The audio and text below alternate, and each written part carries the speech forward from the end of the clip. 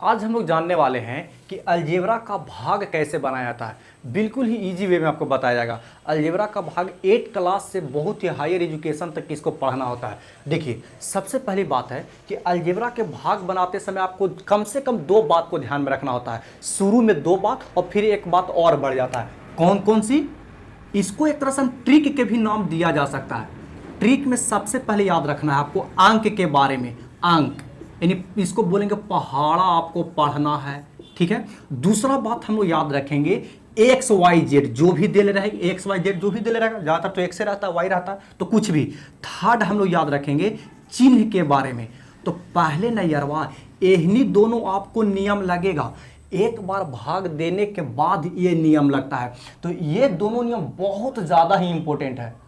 ये तीनों समझ गए तो मामला खत्म हो गया।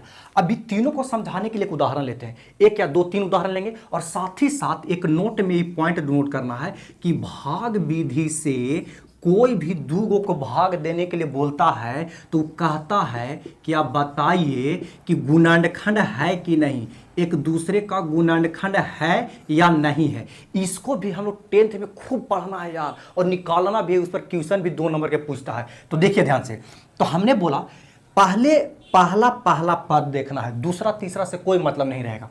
तो पहले तो अंक देखेंगे, यानी 2 का कै बार में 6 आता है, तो 2 का 3 बार में 6 आता है। क्लियर है? यहाँ x कै गो है तो पावर x एगो है, यहाँ x कै गो है तो x 2 गो है, तो x चाहिए कै गो, तो एगो चाहिए, तो एगो यहाँ लिख देंगे। जितना बार हमको पढ़ना होता है, जितना चाहिए होता है यहाँ लिखते हैं।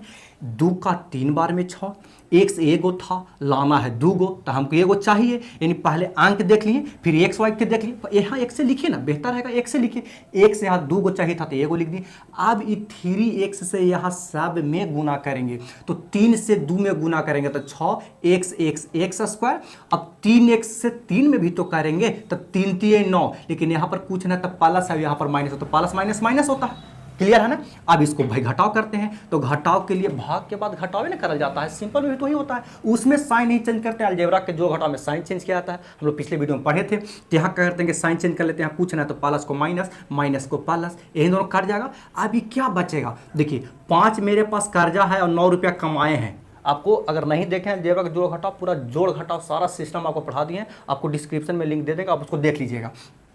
तो 9 मेरे पास है, 5 कर्जा लिए, तो 4 बचेगा, तो 4 मेरे पास बचेगा, मतलब 9 प्लस में है और 6 लिखा जाएगा। अब देखिए, अब 2 दूनी 4, 2 बार में लगेगा।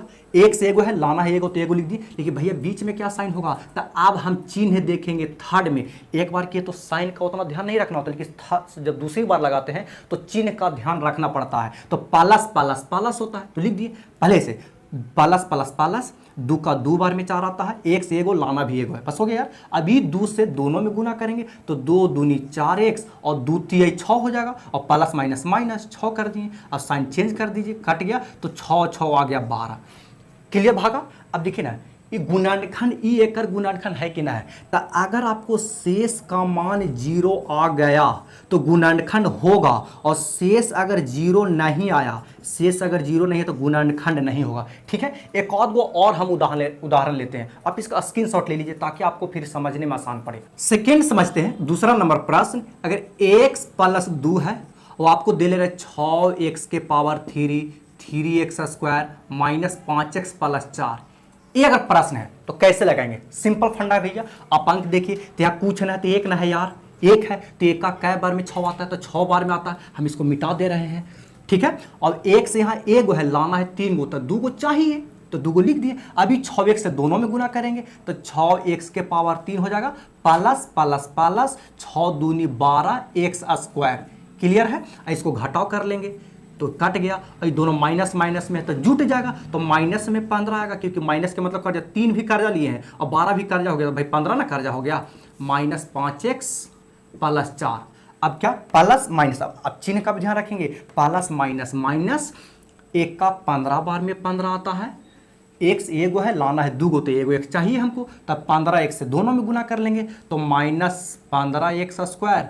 अब 15x से 2 में तो माइनस है, यहाँ प्लस है, तो प्लस माइनस माइनस होता है, 15 दूनी 30x। अब साइन चेंज कर लेंगे तो माइनस तो प्लस, माइनस तो प्लस, तो इन दोनों कट जाएगा, तो इन घाट के लग रहा है कि आपको 25 आ जाएगा। 25 एक्स आ जाएगा। और कैसे, क्योंकि भाई माइनस में है, ये प्लस में है, तो घटाएंगे 30 में से 5 जाएगा तो 25 आएगा। अब 30 रुपया कमाइल है तो हमारा 25 रुपया कमाइल बचेगा और प्लस 4 उतर जाएगा।